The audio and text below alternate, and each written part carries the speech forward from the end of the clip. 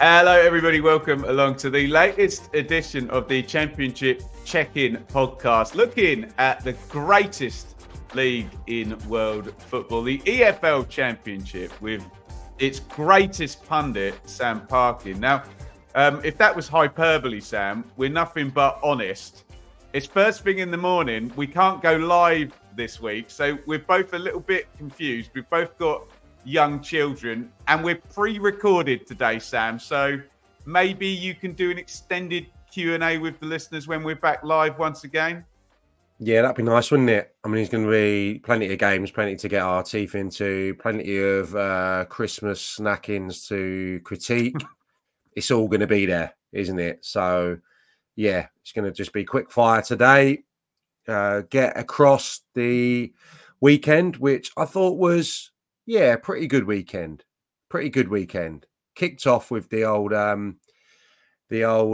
derby on Saturday. Or was there a game Friday? Can't recall, but I certainly enjoyed everything that Ipswich Norwich produced, and thereon after, really good weekend. Let's get right into it then. I didn't enjoy the Ipswich Norwich game, but I know if I was a neutral and I didn't have my implicit bias, I would have. But yeah, I got that sicky feeling beforehand. But Sam, a certain team on the South Coast were not having a sicky feeling. Let's get straight into Parkin's pick.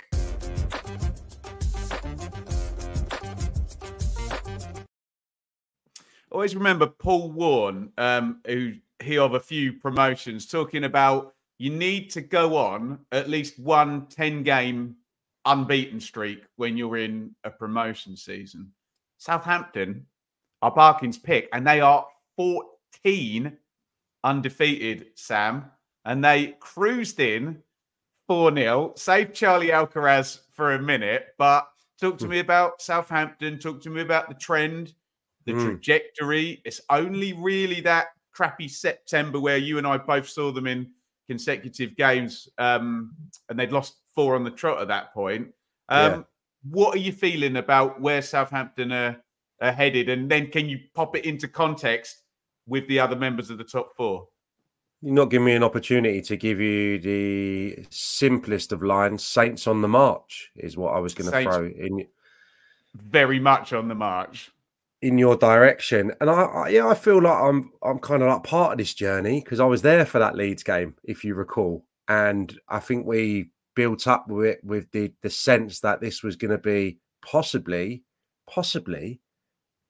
the final game for Russell Martin. Honestly, I think it was that bleak, wasn't it? You know, the vitriol from the stands had certainly been there the previous game, possibly against Leicester, when they were ripped to shreds at times, if memory serves me right. And it was that trying to play out, you know, intricate stuff, hadn't got the balance right, and they were getting the ball turned over in really dangerous areas. And that anxiety was so evident in the stadium. So that Leeds game, they were brilliant. And tactically, I think it was the first time I'd seen him go kind of with Alcaraz as the false 9. And I think that trend has kind of continued. I watched extended highlights of the game at the weekend. I've done a lot of reading, and they're not playing with an out-and-out striker at the moment. And I think that's been quite a successful kind of trait for this team. Adam Armstrong, that is, plays kind of wide on the right-hand side. He makes good runs infield to get into scoring positions. And you've got a Dozy, who's more of an out-and-out winger on the left-hand side, who's obviously scored in back-to-back games. But it's those midfield players that I'm intrigued about. And it looked like Stuart Armstrong was the one with the license to go in between those two, almost like at the point of a diamond, a false 9, call it what you like. But I thought his goal emphasised the difficulties that teams are facing playing them when they've got, you know, quite similar profile midfield players, Smallbone, Downs, Aribo, Armstrong, but all brilliant technicians. Hence why Southampton have far away the most possession. And this kind of little setup, I think, is a big part of the reason that they're having the success at the moment. Formidable at home, 5 on the spin at St Mary's, and the fullbacks he flipped over this weekend. We know how Kyle Walker-Peters has just been an absolute dream this season. He was playing over on the left-hand side, obviously inverting, coming in and giving them the control as well in possession. So loads to like. And just back on that striker point, Che Adams did play at Coventry, you know, an unused sub here. So he's making some big decisions with a pretty talented squad. And I've really enjoyed this kind of tactical quirk, if you like, from Russell Martin's team. I don't recall him doing this too often. He possibly has, but yeah, it's been an interesting setup. And just finally, yeah, obviously helped by the red card at the weekend to that comfortable win, but 2 games against top half teams in the next 11. So 14 games unbeaten. I don't think they're going to falter in the next ride. You've stolen the start and the nature of my next question to you, Sam. So I too noticed the same thing. And so there's a few things I want you to process and give me your take on. One is that there's heads-to-heads going on with Ipswich and Leeds and Leicester and Ipswich over the next few games. The other is, as you've just pointed out, the hard games are backloaded into the final 10. And is there any significance, Sam, the games remaining that they've got against Ipswich, Leeds and West Brom are all away from home? They've played them at home already. So is there a sense that they need to get themselves in position, in slipstream, before the end of the season because it's going to get harder then? Yeah, probably. It's going to be, I suppose, an incredible effort if they can maintain this. You know, you go on streaks. To have the consistency to do it over a long period of time is really tricky. So you would imagine there's going to be a bit of a drop off, but then the game plan can alter, can't it, for those games that you spoke of? Whether it's in Russell Martin's armoury to be a bit more defensive, but you'd rather have the opportunity to do so. You know, you'd rather go there where you can park the bus to a degree rather than to have to go chasing games where you can get picked off, you know, horrifically against some of the top sides. So, yeah, he can alter his game plan and maybe get over the line that way. Listen, if Leeds are in the conversation right now, which they wholeheartedly are, the next couple of weeks are going to be fascinating because I don't know if it's pressure, it's just magnitude of game for Ipswich, isn't it, really, over the next couple, which could see them falter and that gap shorten. So, yeah, I think Southampton are definitely in our conversation. They have to be. And they play all of the bottom 4 as well in that next run of games. So the time is now, isn't it, to really heap that pressure on and close that gap.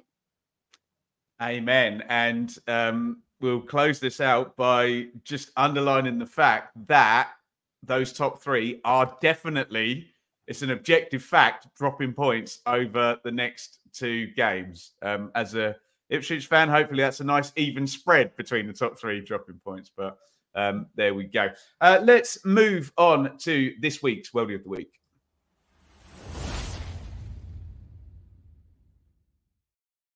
We always say on this channel, Sam, please leave your bias at the door. So Worldie of the Week this week is selected by Swindon Town legend, Sam Parkin. Who have you gone for? Didn't think it was a vintage week again. But yeah, going with my Wiltshire hat on, I'm going to go with my old mucker. Not that I know him particularly well, not that I know him at all. I did meet his dad in the car park. I'll be brief about that story. You mentioned this. Yeah.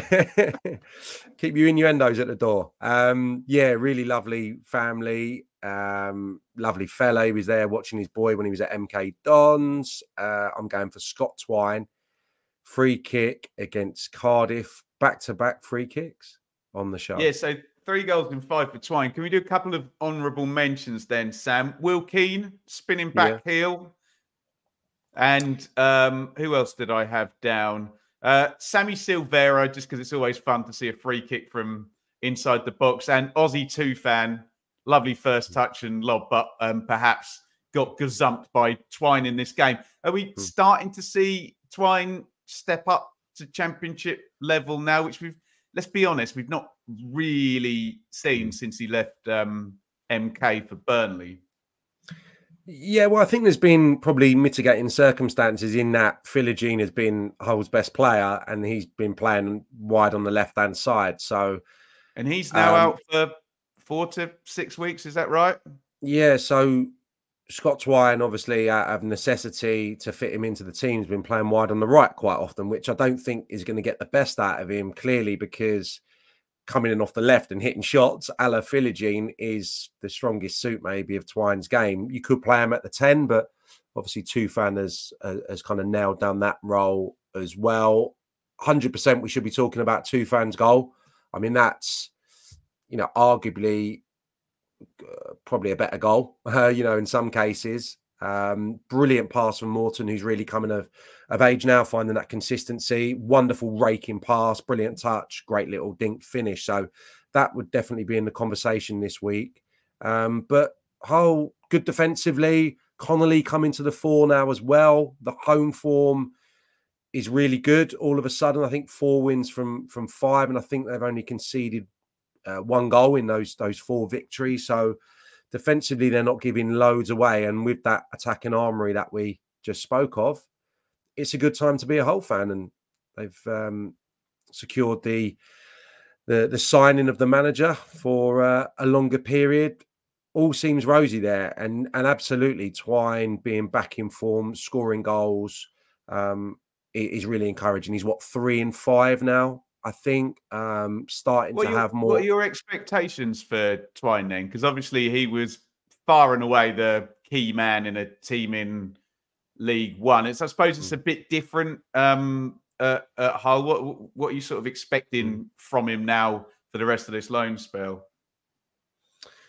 Yeah, it's hard, isn't it? I think he's had a little bit of a interrupted last 12 months, probably. Worse than that, he's hardly played football, has he? So it's going to take a while maybe for him to get back up to speed, consistency.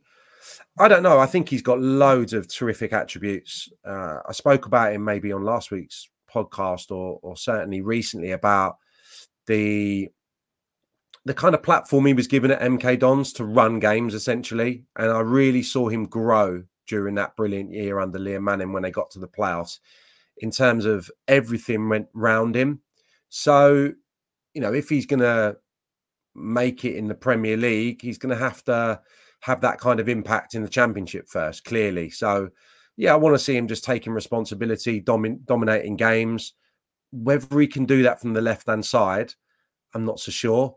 So it'd be nice to see him get a run, off the front in the pocket, where he can be a little bit more, I suppose, flexible with his movement, maybe go short and get it at times, get closer to the centre forward, closer to the goal where he can hit his shots. But I think a big part of his game is always going to be that dead ball ability, because he's, absolutely first class, one of the best at that.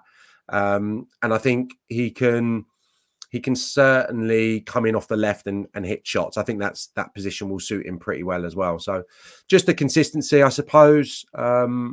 The consistency over games and getting those goals and assists, which we know he's been so capable of at a lower level.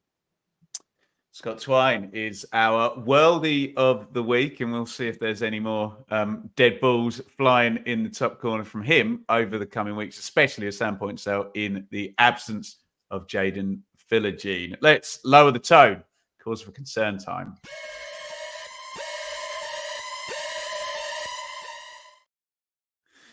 We've got 2 new managers to deal with, and spoiler alert, they're coming across the next 2 segments. And the first one we framed as a cause for concern for Plymouth Argyle. And I said in my analysis of this yesterday, Sam, agree with me or disagree with me, top performing manager, in my opinion, in the entire EFL last season, all 72, Stephen Schumacher, 101 points for Plymouth, beating off Ipswich and Sheffield Wednesday, who were arguably more powerful clubs in terms of resource at League One. Just a stunning job by Schumacher. So we're looking at this from the Plymouth angle, because Sam and I could talk for 5 hours about Stoke and get most of it wrong, as we always do, because many have tried and many have failed going in there. what is the impact of Steven Schumacher leaving Plymouth Argyle going to be, Sam? Yeah, I think it's enormous, really. When you think that he was, initially a number 2, that transaction, if that's the right terminology, or if it can be used in that sense, with Ryan Lowe leaving and Steven Schumacher taking over, yes, it's disruptive, but it's probably reassuring for the players at the time. And we've seen now that Schumacher was probably a brilliant number 2, probably took a lot of the coaching, a lot of his ideas were probably evident previously. Number 1 by the looks of it as well. Yeah, under Ryan Lowe. So it was probably what happened, underneath Steven Schumacher, and that was to bring in obviously Mark Hughes, that kind of reshuffle there, his assistant manager. So that would have been comforting, I suppose, for the Plymouth Argyle players at the time. That's someone that they were well aware of, took the reins, and obviously he's proven to be a brilliant successor to Ryan Lowe. And at the moment, you would say stock is higher and the football is more attractive. And if you're a supporter of a club, you're going to be enthused about the attacking prowess of Schumacher's sides in comparison to what Ryan Lowe's sides are churning out at the moment.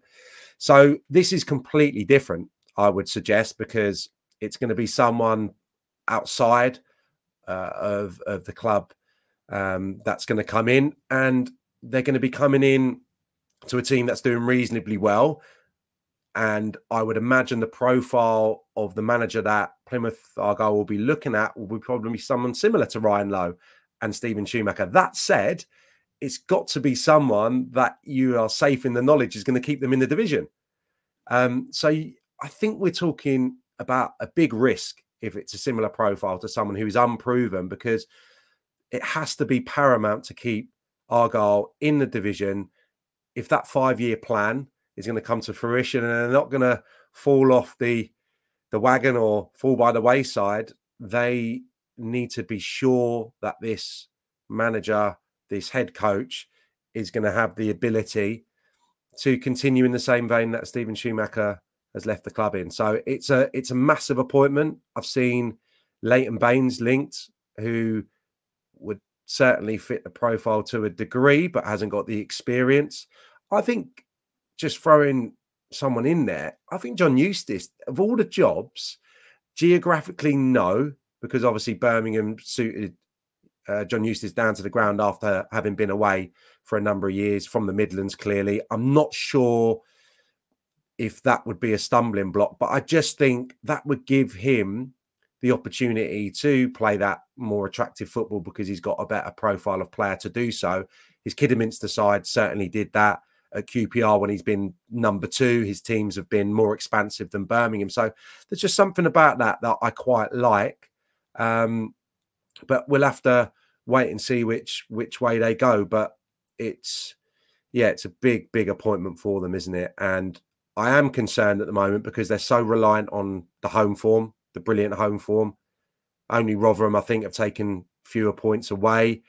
But and the Sam, most recent thing... Just quickly to interject, are you in agreement with me? 2 days ago, Steven Schumacher's the manager, not remotely concerned about Plymouth having problems this season. Now, concerned. Get this appointment correct, yeah? Absolutely. And that's not to say that I don't think they've got enough and that the home form is going to continue to be scintillating. I expect it to be still their strong suit, but just going to throw this in the mix as well.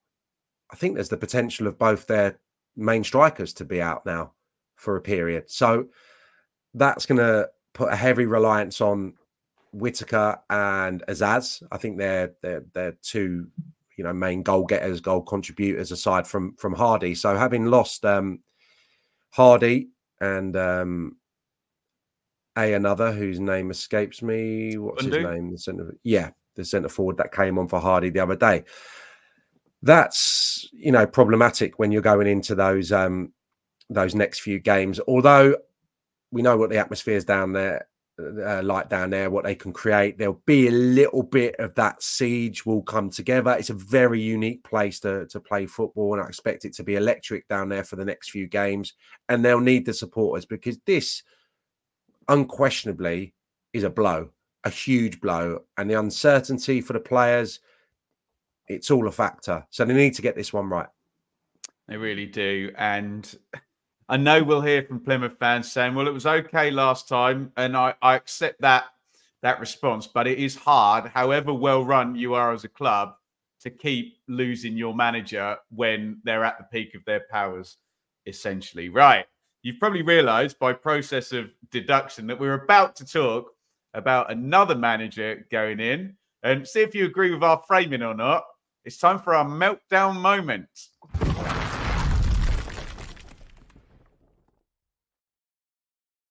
Meltdown moment always comes with plenty of caveats, Sam, doesn't it? And the meltdown we're referring to, and we love our Sunderland subscribers and watchers, but in the main, Sam, from my interactions, the response to Mick Beale, not just Mick Beale coming in, but Tony Mowbray being sacked and being replaced by Mick Beale, has been lukewarm. And, well, address the Sunderland fans' argument first, Sam. They're saying, is that much of a step up? What are you getting more from Beale when you factor in the disruption of changing the manager that you wouldn't have got from Tony Mowbray and Mark Venus? Do you understand where the Sunderland fans are coming from here? Yeah, I do. Yeah, I'm going to try and strike the right chord here and get the sentiment correct, because I think it's quite a tricky one, because you want to give any new manager a bit of a blank canvas and a bit of leeway, and you want to do that with Mick Beale as well, because there's certainly a good coach there, isn't there? So I think the sentiment, and I think the unrest, and I think the meltdowns in some quarters has come from, firstly, Tony Mowbray really striking the right chord with the Sunderland fans. Relatively local. In a lot of people's minds, that was pretty unfair that he's been let go. I agree. It feels like he wasn't aligned with the model, with the ownership, with the direction that the club wanted to go in. So I think Mick Beale will have interviewed well. He probably fits the... I mean, I don't necessarily agree with some of the stuff I've heard, not from the Sunderland fans, by the way, but some of the stuff that's been said in the national press. But I understand it because of just sometimes the tone, the delivery, the self-belief, if you like. The way he left QPR, listen, it was a bit raw at the time, but I kind of understood, the Wolves thing, the way he spoke, he'll probably regret, but at the end of the day, he wasn't going to turn down Glasgow Rangers, especially having had such a fruitful period there as a number two. So, that quickly softened within me. So, yeah, I understand it, because I felt that Sunderland were going to go for someone probably from a European league. Yeah, who we'd never heard of, yeah? Yeah, and I probably felt that the moves had probably been made. So I think the Sunderland fans are a little bit disappointed that they've probably gone for someone where there's no compensation. He was available. Process of elimination has led them to interview him. He's probably interviewed well, and all of a sudden he's the new Sunderland manager, when that probably wasn't the plan.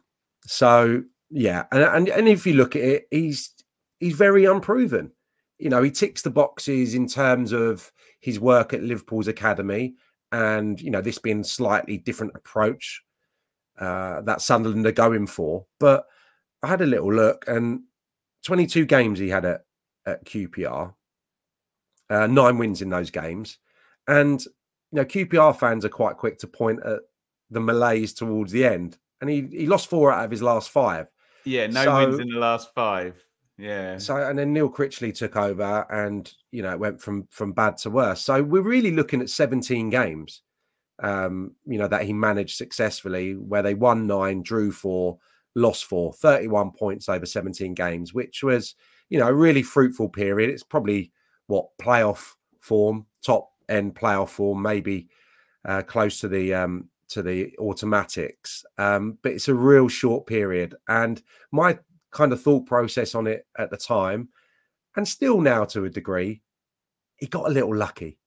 he got a little lucky. I don't think he went into QPR and thought, I'm going to play 2 number 10s, Ilias Chair and Chris Willock, and they're going to rip up the division. And I'm going to have 0 width in the front areas of the pitch. And I'm going to have these 2 flying fullbacks, Laird and Parle, who were tearing teams apart in the early stage of the season, getting to the byline. And Ilias Chair and Chris Willock were going to play infield and play 1-2s and look like Pele and Maradona in the early part of the championship season. I'm not sure he went into the campaign, with that setup in mind, but my goodness, it was a good watch. So I give him credit for that, but I think ultimately he had 2 players that were absolutely purring at that stage. And Sam, you get the false start paradigm at the start of the season. A lot of teams aren't with it until October time. And if you're functioning well in those first 2 months, you can get a bit of a fair wind behind you, can't you? But great job, Sunderland. 1 position off the playoffs. 40,000 home supporters in the games there, and lots of really good young players to work with. Sink or swim now for McBeal, isn't it? Yeah, absolutely. One thing is you'd imagine that the style of play maybe won't change, and he will give that that real confidence to those forward players. I'm not sure I buy into. I've read some stuff about his manner won't go down with the players, and his man management is questionable. I'm not sure about that really. I think what I saw at QPR and with his track record, I think he's going to encourage the younger players to really go and showcase their skills and be free and be flexible within their movement. So, if I was a young lad there at Sunderland, the lads that have come in from different leagues, I'd be enthused that this is a coach that's going to have a pretty open mind to, allowing those attacking offensive players to really go and express themselves. But it's a big job for him. It's a big job because I just had a little look this morning.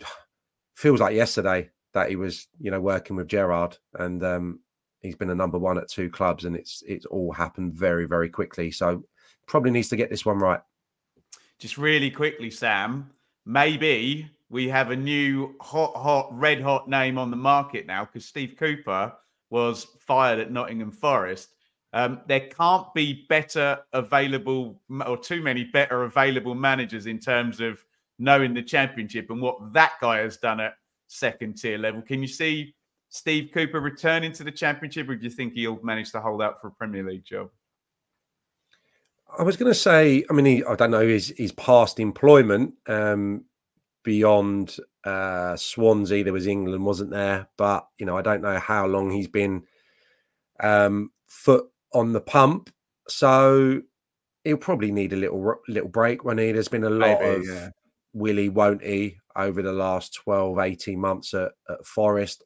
I wouldn't imagine he needs an extended break. It's not like, we're talking about a Sam Allardyce or a Neil Warnock or someone that's been at it for 30 years in the dugout in terms of a first team job. But no, I think he'll get a Premier League job, to be honest, Ben. I think his stock's pretty high, and there's probably a couple of jobs I could tout him for right now and imagine him being in there dugout next season. Yeah, it would be great to see him back. Well, he's interviewed for that, hasn't he? I think he interviewed for that, or there was speculation when he was at Swansea. So I think he's probably had that conversation already previously. So that would seem sensible, because, and I'm a big fan of Roy Hodgson because I covered a lot of Palace games over the last 5 years or so, and he gets every ounce out of that squad. There is, if you're looking to set up a team defensively, or you're an aspiring coach, go and watch them sometimes in some of the tricky games in the Premier League. It's a bit of a defensive masterclass at times, but Palace have tried to change on a few occasions and got it wrong, and suffered a little bit towards the tail end of Vieira's stint. But I think Cooper would probably be a nice kind of middle ground, someone who can set a team up well defensively, but also likes to encourage fast attacking players and introducing younger players to his forward line. So that might be a nice balance for Palace to try and make that transition. We will see what pans out. Remember, Steve Cooper's former club, Swansea, still looking for a manager. No doubt Sam and I will be talking about that in the next 3, 5, 7, 10 days. We'll see what transpires there. Right, we are going to flip the script now, Sam. We're not going to look back. We're going to look forward. So we are now in association with Match Bingo. And Sam, I have good news. I asked you the question, what would it be like to win a grand before a week before Christmas? One of our subscribers, Paul, won the Match Bingo jackpot, £1,000 between Ipswich and Norwich. So big congratulations to Paul. And get involved over at Match Bingo this weekend. I'm sure they'll put a bonus up on a game soon, but very much worth your £2 entry fee there for your Match Bingo card. And Paul cleaned up. He actually won the 2 Lines prize as well, which was £50. But you're still thinking about the good news, aren't you? The £1,000 for Paul. Amazing stuff. Remember, please play responsibly. And of course, Match Bingo give half of their profits away to good causes. I'm partnered up with the Stroke Association. And if you want to do us a big solid, Sam, they can go via matchbingo.co.uk/BBFC to get involved. We are thinking about our mouthwatering matchup, and I'm so programmed for the live audience, Sam. I was just about to say, get your suggestions in via the comments, but we're not live at the moment. So it's going to be mine and Sam's pick with no influence. This weekend, Sam, Bristol City versus Hull, Swansea versus Preston. In the early kickoff on Sky on Saturday, it's Leeds versus Ipswich. It's Blackburn versus Watford. Leaders Leicester versus Rotherham. Borough versus West Brom. Norwich in the David Wagner derby versus Huddersfield. Plymouth sans Stephen Schumacher face Birmingham City. QPR host Inform and Parkin's pick Southampton. It is Sheffield Wednesday versus Cardiff. Stoke versus Millwall. And the last game before Christmas in the Championship on our list is Sunderland versus Coventry. Process all of that, Sam, and I'm coming back to you for a mouthwatering matchup.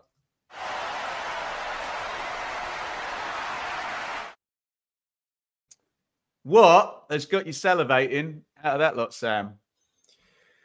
Got to be Leeds Ipswich, hasn't it? And not because I notched a famous brace in this fixture. Where can we find that on YouTube, Sam? No idea. Leeds v Ipswich. And do you know what was funny about that game? Leeds v Ipswich 2005. Kind of the only game where... Was that the one where they rioted and everyone got taken off the pitch? No. That was a few years later. Okay. A few years later. It's funny because, you know, the most ardent Ipswich fan would probably say, oh, yeah, Parkin was rubbish for us. But I got a couple of goals. He got a couple of goals at Ellen Road. Probably my worst game, which just, I thought probably like sums up football because, you know, I had some good games away from home. I had a couple of good games at Portman Road. But, you know, people remember me from that one because I scored a couple. But I was rubbish. And in truth, we should have lost 5-2. We got battered. They missed a penalty. Honestly, our goal was under siege. And it was much needed for me, though, because I hadn't started the season well and got a couple of goals. And, yeah, not a particular game that I remember, you know, hugely fondly because I wasn't very good and we weren't very good. But I loved playing at Ellen Road. Absolutely loved it. How do you rank this, Sam? Obviously, we had the big head-to-head between Leicester and Leeds. I don't know, was it about 4 or 5 weeks ago? Now, Leeds went to Leicester and got the victory. So they really turned up in that. This one feels like it's got maybe even more significance because I think the narrative there was you don't want to let Leicester get too far ahead. But since then, the gap's kind of maintained and is now double figures, isn't it, for Leeds up to the top 2. You really do feel like, I mean, I don't want to go all hyperbole. Leeds are going to have played Ipswich twice now. This is their last chance then in a direct game against Ipswich to close up that gap. Feels like Leeds need the win and even a draw. You can see Southampton then slipping past. So feels like a really big game for Leeds, doesn't it? Yeah, it's not a game where I would anticipate Leeds being like cagey at all, which is not a word that I'd associate with them. And obviously we had was it the 4-3 at Portman Road? I was there. Early part of the season. This is a game where Ipswich could be a bit more defensive. You know, a point would be a really good result. And when you consider that Leeds go to Preston on Boxing Day, a game I expect them to win, while Ipswich are taking on Leicester a few hours later, this all of a sudden, I think, becomes a colossal match. Really huge game. Probably slightly more for Leeds because I think they're going to have to go for it. And they're not afraid to go for it. So that'll suit them, won't it, with that front four? Yeah, I think so. But Ipswich are brilliant when there's space to exploit as well. So it's got the makings of a terrific game. You would have to back this game to be high scoring for that reason. Somerville, I think, is up to third now in terms of goal involvements. He is absolutely flying, and I like that. And the front four, sorry to interrupt, combined for 49 goal contributions. Incredible. Yeah, funny that we probably anticipated that, so it's nice in a way to see it kind of coming true. I like that Rutter's made 5 goals for Somerville. That's the hottest combination, if you like, in the division at the moment. So yeah, I mean, it's got the makings of a thriller. You would have to say you'd expect them to share 4 or 5 goals. Which way it's going to swing, I don't know. Although, you know, Ipswich have had that knack and that ability of closing up games away from home, you know, a great deal more in comparison to the type of games that they're putting on at Portman Road. So I hope it continues for the neutral. And there could be, I'm not saying there's going to be, because you know how much I rate this Ipswich team and how much I rate Kieran McKenna, but there could be a swing. And this is probably a defining week of the season. And that's a massive shout. Massive shout. Defining week of Leeds by 5 or 6 points, then I'll turn around and say, yeah, you were right. That was big. And as I said, yeah, I expect Leeds to win at Preston, given their troubles at the moment. I think that game will suit them. And I think if they can get the job done against Ipswich, the motivation will be so high going to Preston the following game. You know, this is a time for Ipswich to be on their mettle. It really, really is. But in defence of my lot as well, Sam, this is where you can bank your credit. And if you have put yourself in a wonderful position with a 10-point lead, maybe you can afford, I'm not going to say a slip up because you're against 2 year one parachute teams with brilliant squads. But I suppose momentum is a thing too. I'm just going to ask you a quick question.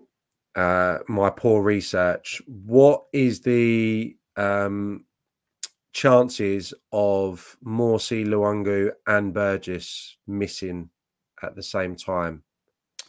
You have not seen the news, have you, dear boy? Massimo Luongo has retired as of last night from international duty. You'll forgive me for that, mate. That I haven't been in. I haven't been on the Sydney Advertiser at 7:30 this morning. No, it's just great news for that is terrific news. And Burgess, Australia as well. So Burgess will go. So you may well see Asia Cup. Is that? Yeah, you may well see Axel Tuanzebe start. It just depends how Kieran McKenna views it. As in, do I drip the last bit out of Burgess before he goes, or do I need to set up Tuanzebe and Wolfenden in a very big game to prep for January? I think he might stick with Burgess personally, but yeah, we will see. And touchwood, I can't believe Morsey a suspension hanging over him. I was just going to say he still has not been booked, and we've got got to thank referee Smith at the weekend, who, if he had booked Ashley Barnes early in the East Anglian derby, would then probably have had to book Sammy Morsey half hour later when he gave Barnes his receipt for that tackle earlier in the game. So, yes, Ipswich could well be at full strength for both games. But, yeah, completely on a knife edge. We're going to get more into that in the predictions in just a few minutes' time. But first, let's just get our player to watch named for this coming round.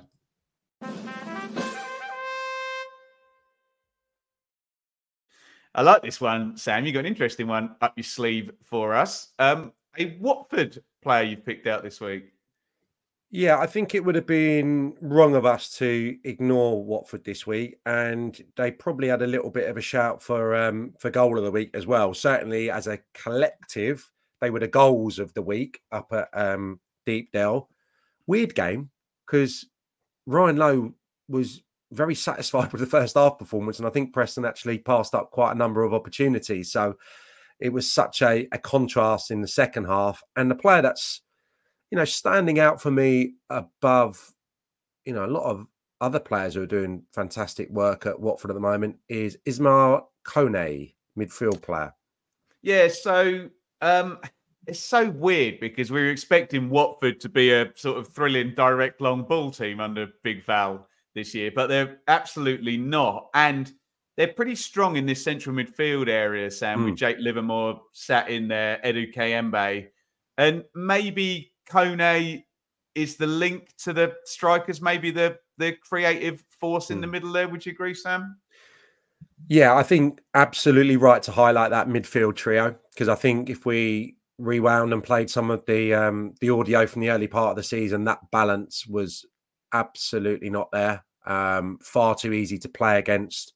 That was a big problem, the lack of steel in there. So yeah, they've got that absolutely spot on at the moment. Livermore, as you say, is doing a really good job. We know his limitations, but we know his intelligence as well, probably with the ball, his consistency, and obviously the manager really rates him, having had him at two clubs now. Kayembe, over the last half dozen games with Kone, very, very good. Different types of players. I think Kayembe has shown that he's got a nice range of passing, and Kone is that dynamic kind of driving the team forward. Can really grab hold of games, kind of bit of a language style, but runs with the ball really well. And I thought his goal was the pick. Brilliant strike, assisted as well earlier on with a nice clip pass in behind, but his goal was beautiful. Kind of a little shimmy and then a brilliantly struck right-footed shot. And I noticed, he's getting a lot of attempts, 13 shots in his last 5 games. So that's pretty impressive in terms of his attacking impact, the amount of efforts he's having. 2 goals, 2 assists for the season, and a really good performance at Deepdale. Top for dribbles. I think the most touches for any midfield or forward player. And his goal was a real thing of beauty. So this is a Watford side that all of a sudden have got a good shout for that 6th position. And I think, internally at Vicarage Road, the fans, for the first time in what feels like an age, really content with how things are going. Made that change in goal as well, didn't they? With Hamer coming in for Backman. I think he's the club captain, Backman. Big call.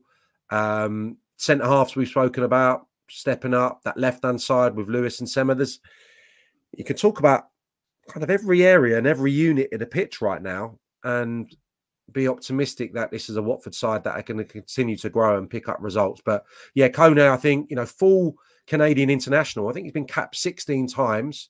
Only 21 years of age. A little bit of a gentle introduction to the division last season, but now looking like a real player. And that goes for a number of the Watford ones. He's just the one just slightly sticking out above the others.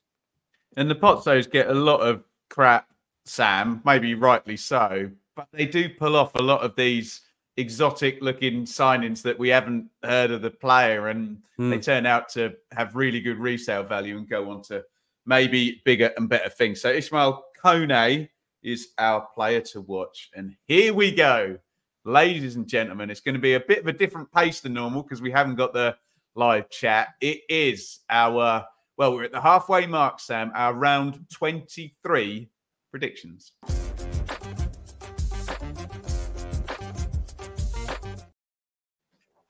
Right, Sam, you have more good news. What were the scores on the doors for the last round?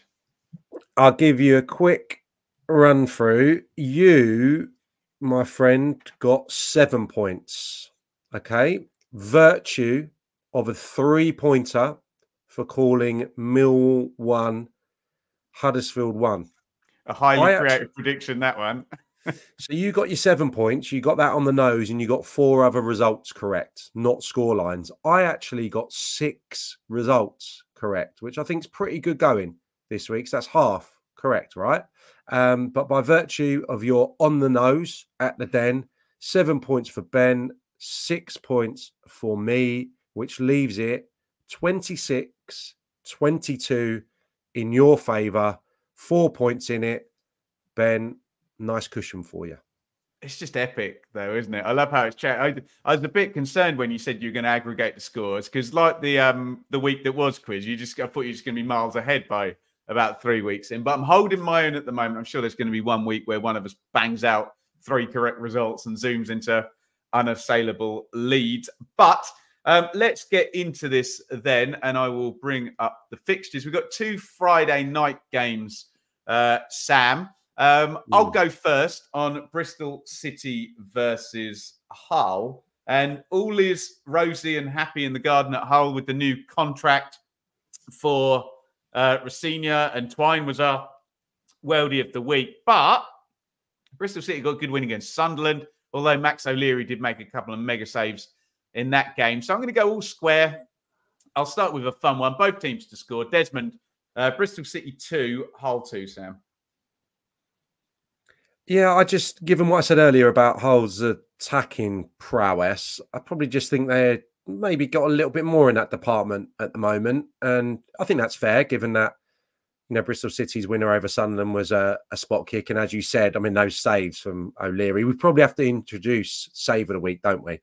So I'll go for, slightly rare away win because the home wins have been racking up, but I'll go for Hull to get it right on the road. 1-2. And you've got managerless Swansea versus manager under pressure in Ryan Lowe at Preston, Sam. Swans Preston. Yeah, just a quick kind of glimpse down the fixtures. If I was to part with 40 of my hard-earned cash, £40, it's probably the game I'd least like to go to, this one, I think. So for that reason and that thought process, I don't think all is well at Swansea. I think there's frustration at missing out on Davis. I think that's still the case. It certainly looked like he'd rebuffed the approach last time I'd had a little look. And yeah, Preston better for 45 minutes and then woeful for 45 minutes. I'm going to go for, I think both teams will score, so I'm going to go for a 1-1. I might go tactically then, Sam. Shall I go 0-0? Because I'm not feeling massively positive about either side. And you said both teams to score, so I'll go for it not to happen. By the way, you'll not find Sam Parkin parting with £40 of his hard-earned cash. He is in the hospitality. He is in the press box at every game. You'll find him in the lovely seats doing God's work for Talk Sport and Chelsea TV. I thought you were going to tell me how out of touch I am with the average fan there because I got the ticket price in. Oh, mate, no, Liberty so far off. 47 for Leeds Ipswich in the away end there. So you are not wrong at all. And speaking of that game, that's where we'll land. And it is me first, Sam.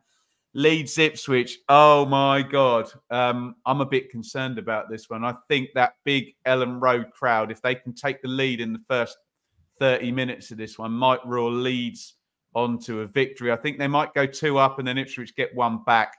So as much as it pains me, and I don't like it in the slightest, I went with my heart last week. I'm going with my head this week, Sam.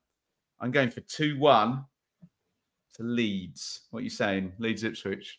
Yeah, that feels about right. I mean, has there been more than 4 goals in any of Ipswich's away games off the top of your head? Can you think of any? Keep talking and I'll try and think. 2-2 at Birmingham, wasn't there? Yeah, there you go. 2-2 at Birmingham, but you know they've been pretty watertight away from home. Bit of a, I don't know if it's a, it's a bit of a different approach. I would suggest. I can't for the life see that happening again. I think Leeds are going to go for it. I'm going to go for Leeds to win by 3-2, virtue of what you've said.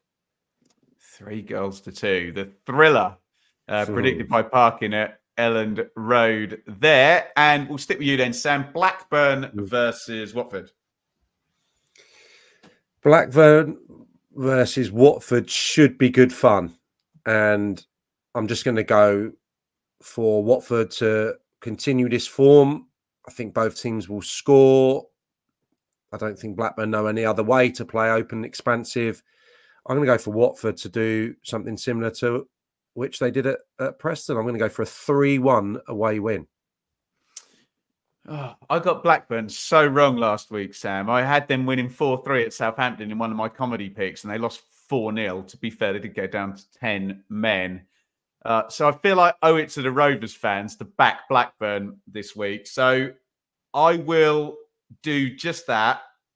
It's got to be both teams to score, hasn't it? Or has it? Blackburn 2, Watford 0. We'll go for a Blackburn clean sheet out of absolutely nowhere. And it's Leicester versus Rotherham. And obviously, when we get top versus bottom with top at home, Sam, it tends to only go one way in the prediction. So I'm going to go heavy on Leicester. Leicester 3, Rotherham 0. What do you reckon? I'm going to eclipse you there, mate. I'm going to go 5-0. Wow. So we will give Sam a bonus point as it's a 5-goal deficit if he gets that one. So that one's worth 4 points to you if that one comes in. Shall I just soften it and say, sorry, Rotherham fans, and remember when I did them as the Parkins pick? Yeah. Oh, yeah, mate, it's more a comment on Leicester than Rotherham, I think. Yeah, let's not get into it now, but I think it's probably a conversation we need to have over the next couple of weeks if results don't go Rotherham's way, because I feel like I've got a few things I want to get off my chest about maybe the recent goings on there. Oh, I like that cliffhanger as well, Sam. We're going to stick with you then. Borough versus Baggies. Yeah, I'd maybe going to just put that cup victory at Port Vale kind of into the mix here for Middlesbrough.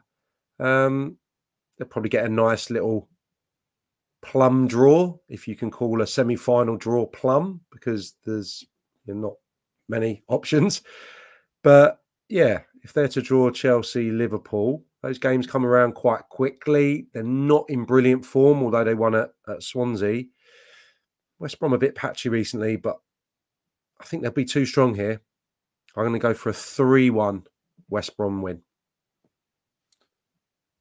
3-1 West Brom. Feels quite bold that now I've said it, but yeah. You're regretting it. Yeah, I'd like to look how many times West Brom have scored 3 away from home. Preston, they scored 3 at Preston, didn't they? I think. I was going to go a bit tighter than that. I will go right down the middle. I haven't had a 1-1 yet, so I'll throw one of those in there, and maybe some kind of last 10 minutes equaliser from either side in that for a 1-1 draw. On we go. It is Norwich versus Huddersfield. Now, there's been a lot of David Brent singing Born to Run after Chris Finch throws Tim's shoes over a pub and what the real quiz is after the East Anglian derby. But I don't think Norwich will be anywhere near as defensive at home to Huddersfield, David Wagner's former team. I think Huddersfield will be pretty defensive in this one. So I think Norwich should just have enough star power to win this by 1 goal, Sam. So I'm going to go Norwich 1, Huddersfield 0. And you're going to follow up my prediction. Yeah, I think Huddersfield have scored a few late goals, haven't they? And seem to mastered the art of drawing 1-1. I think that luck's going to run out if it has been luck. I think it'll be slightly more comfortable. I'm going to go for Norwich to be buoyant after that point. 2-0 to Norwich. And good luck with this one. the most unknown quantity. We discussed it earlier in the show. What are Plymouth going to be like without Schumacher? They're at home to Birmingham, Sam. Away you go. Oh, yeah. I'm a little bit concerned about this one.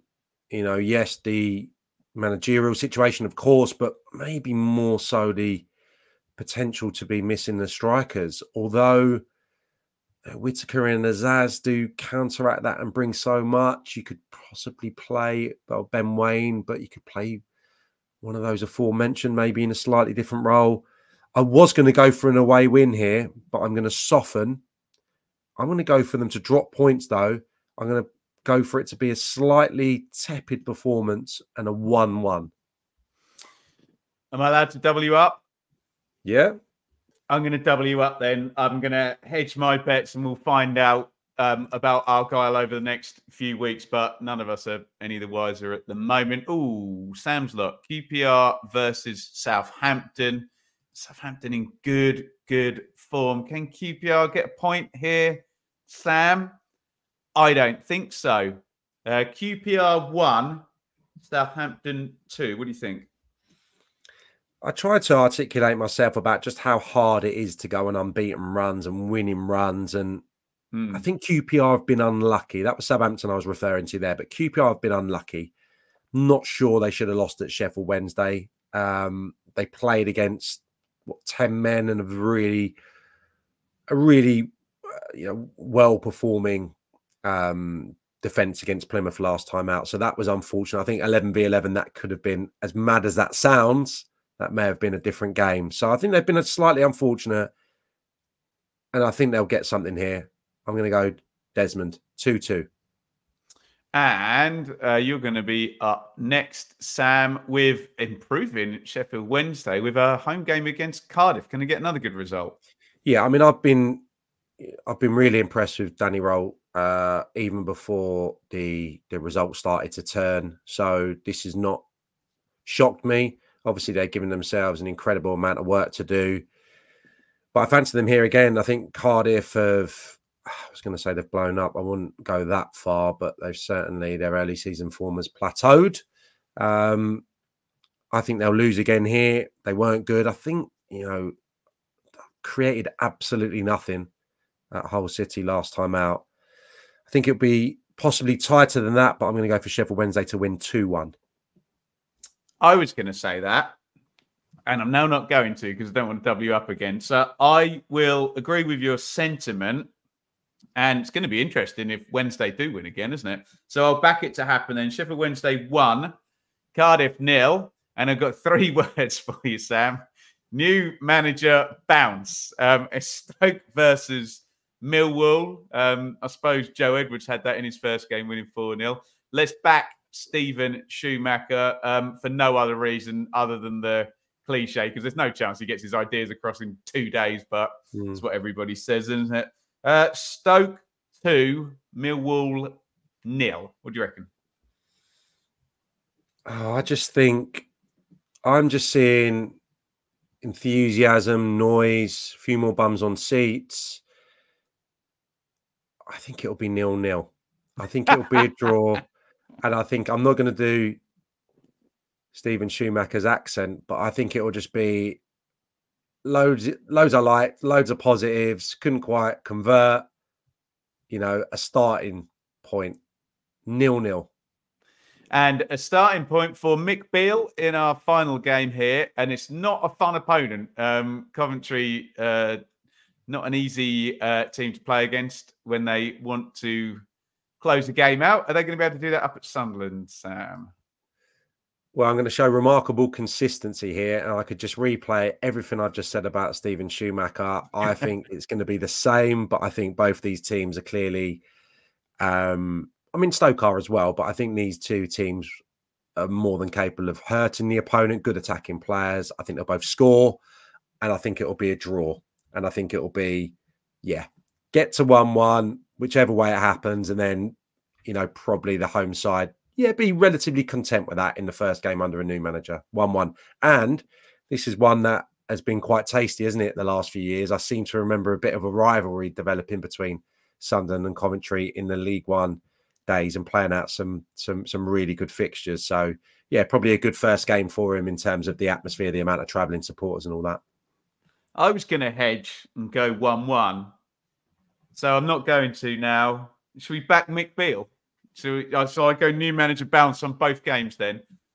Let's go Sunderland 1, Coventry 0. There you go, everybody. Those are the latest round of predictions. Obviously, no live chat this week, so we will clip this out as ever. And we love you to get involved down there in the comments. There's only one rule, Sam. They're predictions. You've got to get them in before the games happen. We're not interested in anyone being wise after the event.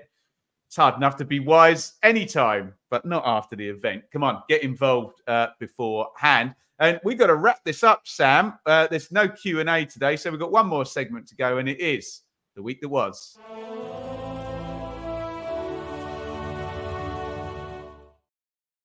Right, Sam has told me this is definitely going to be 0-0. Get involved and follow at Fev's Football. And we've got a Christmas-themed one here, Sam. And you have got to get Christmas-related championship footballers. What's he called it? Tomorrow's quiz will be like Richard Osman's House of Games. Okay. So 5 clues for Sam.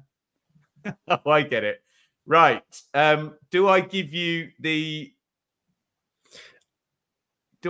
team? That will help. I think you give me the team and then give me the song, yeah.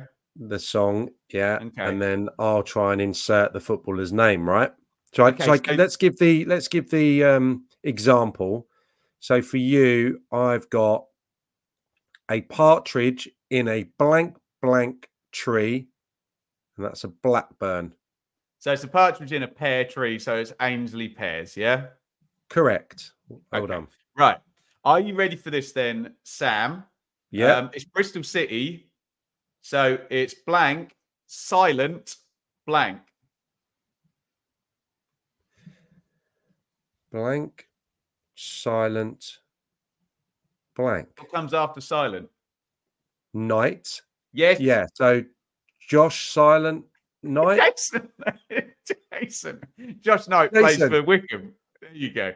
Right. So Sam is on the scoreboard. That is a tremendous start. Do you want to give me my first one then, Sam? You're letting me have that. Thank you. Yeah. Okay. Your first one is Bristol City as well.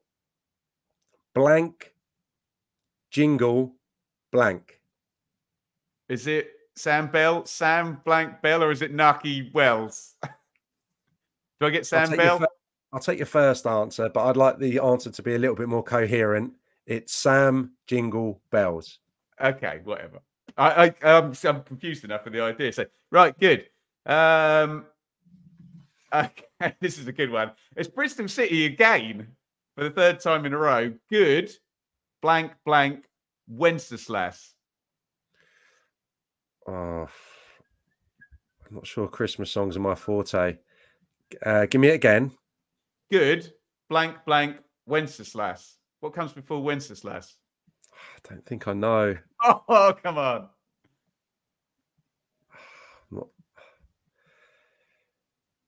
No, go on.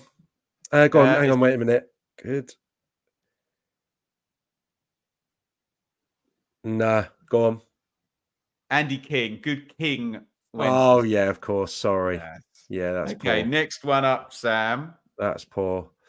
Right. If you get this, I'll give you the money myself. Okay. Rotherham. Jesus blank. Rotherham. Jesus blank.